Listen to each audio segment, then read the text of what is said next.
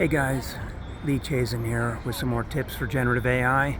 Trying out a new concept where instead of showing myself, I just show you a nice backdrop while I tell you some tips and tricks and things you can try with generative AI.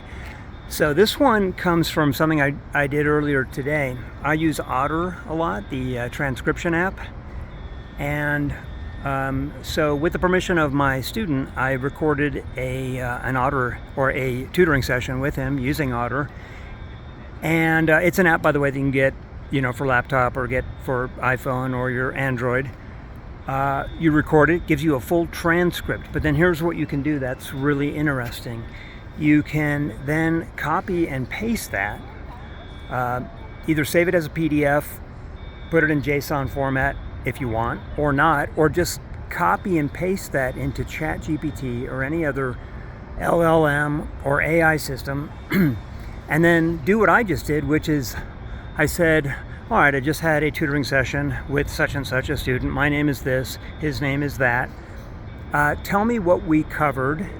Tell me where the trouble areas are and offer some recommendations. And guess what? It gave a really great analysis. So, imagine if you're a lawyer, a doctor, a therapist, a teacher.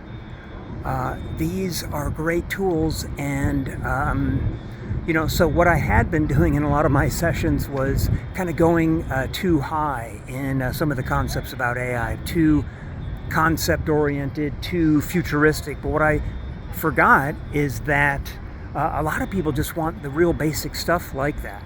So here's what I'm going to do. I am working on putting together some kind of a pop-up session, maybe using Eventbrite. I'll be in Washington, D.C. Probably within 24 hours, and this would be for early next week. If you're in that area and would like to learn more about this, I will get a link and put it in the description, and then you can learn more about it. All right, hope to see you all there. Take care.